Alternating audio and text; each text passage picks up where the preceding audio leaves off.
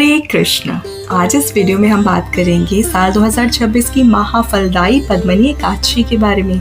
एक ऐसी एकादशी जो पूरे अधिक मास में आने वाली सबसे शक्तिशाली और दुर्लभ एकादशी मानी जाती है और जिसके बारे में शास्त्रों में कहा गया है कि इस व्रत को करने वाला व्यक्ति अपने जीवन के बड़े से बड़े पापों से मुक्त हो सकता है। लेकिन भक्तों, क्या आप जानते हो कि इस बार की पद्मिनी एकादशी सिर्फ एक साधारण व्रत नहीं है, बल्कि इस बार ऐसा दुर्लभ संयोग बन रहा है जो लाखों लोगों की किस्मत बदल सकता है। देखिए, जो भी भक्त सही नियमों के साथ इस व्रत को करेंगे उन्हें 1000 यज्ञों के बराबर पुण्य फल प्राप्त होगा।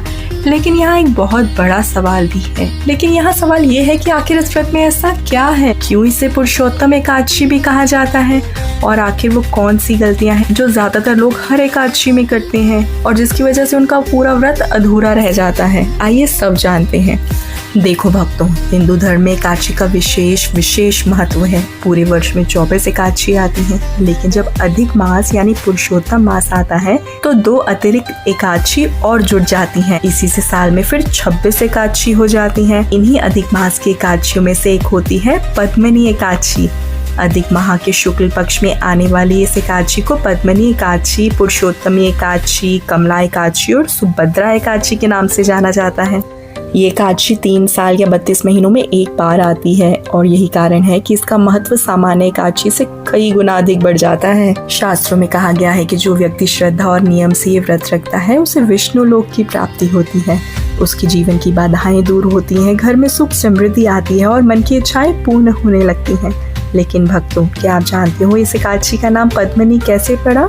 इसके पीछे एक बेहद रोचक प्रसंग है। पौराणिक कथा के अनुसार बहुत समय पहले एक महान राजा थे कार्तिकेय। उनकी रानी का नाम था पद्मिनी। राजा और रानी दोनों भगवान विष्णु के बड़े भक्त थे, लेकिन उनके जीवन में बहुत बड़ा दुख था कि उनकी कोई संतान नहीं थी। राजा ने कई हवन कराए, तपस्या की, लेकिन संतान सुख प्राप्त नहीं हुआ। धीरे धीरे राजा और रानी बहुत दुखी रहने लगे। एक दिन रानी पद्मिनी माता अनसुईया के आश्रम पहुंची। उन्होंने हाथ जोड़कर माता से पूछा, माता ऐसा कौन सा व्रत है जिससे मेरी मनोकामना पूर्ण हो सके और मुझे संतान प्राप्त हो सके? तब माता अनसुईया ने उन्हें अधिक मास के शुक्ल पक्ष की एकादशी का व्रत बतलाया। उन्होंने कहा कि तुम अगर इसे पूरे नियम और श्रद्धा से करोगी तो भगवान विष्णु स्वयं प्रसन्न होंगे। रानी पद्मिनी ने कठोर नियमों के साथ इस व्रत का पालन किया। फास्ट रखा, रात्रि जागरण किया, भगवान विष्णु का बढ़िया पूजन किया और आखिरकार उनकी पूजा से प्रसन्न होकर भगवान विष्णु साक्षात उनके सामने प्रकट हुए और रानी को पुत्र रत्न की प्राप्ति का वरदान दे दिया और तभी से इस एकादशी का नाम पद्मिनी एकादशी पड़ गया। तो भक्तों, यही कारण है कि आज भी जो लोग संतान सुख की इच्छा रखते हैं उन्हें ये व्रत विशेष रूप से करने की सलाह दी जाती है। और एक खास बात, अगर पति पत्नी मिलकर ये व्रत रखें तो इसका फल और अधिक बढ़ जाता है। भक्तों, अधिक मास के शुक्ल पक्ष में आने वाली पद्मिनी एकादशी बहुत ही पावन और फलदायी मानी जाती है। शास्त्रों में कहा गया है कि जो व्यक्ति श्रद्धा और नियम से इस व्रत को करता है वो विष्णु लोक को प्राप्त होता है और जो भी व्यक्ति इस व्रत कथा को श्रद्धा पूर्वक सुनता है उसे महान पुण्य फल की प्राप्ति होती है। तो आइए जल्दी से पद्मिनी एकादशी व्रत कथा सुनते हैं। द्वापर युग का समय था। कुरुक्षेत्र युद्ध से पहले अर्जुन भगवान श्री कृष्ण के साथ बैठे हुए। अर्जुन ने भगवान से अनेक एकादशियों का महत्व सुना। इसके बाद अर्जुन हाथ जोड़कर भगवान श्री कृष्ण से बोले, हे प्रभु, आपने मुझे अनेक व्रतों और एकादशियों का महत्व बताया। आप कृपया करके अधिक मास के शुक्ल पक्ष में आने वाली उस महान एकादशी के विषय में भी बताइए जिसका स्मरण करने मात्र से ही मनुष्य को महान पुण्य फल प्राप्त होता है। अर्जुन की बात सुनकर भगवान श्री कृष्ण मुस्कुराए और बोले, हे अर्जुन, इस व्रत का नाम पद्मिनी एकादशी है। इस एकादशी के व्रत से मनुष्य विष्णु लोक को जाता है। इस एकादशी के व्रत का विधान मैंने सर्वप्रथम नारद जी से कहा था। ये एकादशी अनेक पापों को नष्ट करने वाली तथा मुक्ति और भक्ति प्रदान करने वाली है। इसके फल और विधान को ध्यान पूर्वक श्रवण करो। प्राचीन समय में त्रेता युग में कृतवीर नामक राजा राज्य करते थे। उनकी नगरी का नाम महिष्मती था। राजा के पास असीम धन, वैभव और राज्य था।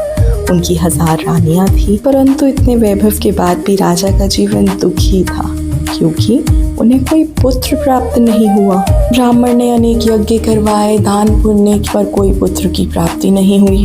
धीरे धीरे राजा का मन संसार से विरक्त होने लगा। उन्होंने निश्चय किया कि अब वो वन में जाकर तपस्या करेंगे। राजा अपनी प्रिय रानी पद्मिनी के साथ गंधमर्दन पर्वत पर चले गए। वहां दोनों ने कठोर तपस्या प्रारंभ की। समय बीतता गया, वर्षों बीत गए। कहते हैं कि 10,000 वर्षों तक राजा तपस्या करते रहे। उनका शरीर अत्यंत दुर्बल हो गया, केवल हड्डियों का ढांचा शेष रहा। रानी पद्मिनी अपने पति की ये दशा देख ना पाई। एक दिन उन्होंने महासती अनुसुईया के आश्रम में जाकर विनम्रता से पूछा, हे माता, मेरे पति इतने वर्षों से कठोर तपस्या कर रहे हैं, फिर भी भगवान प्रसन्न नहीं हो रहे। कृपया करके मुझे ऐसा उपाय बताएं जिससे हमारी सभी मनोकामनाएं पूर्ण हो जाएं। तब माता अनुसुईया ने कहा, हे पुत्री, 12 मास से अधिक महत्वपूर्ण मल मास होता है जो 32 माह के बाद आता है।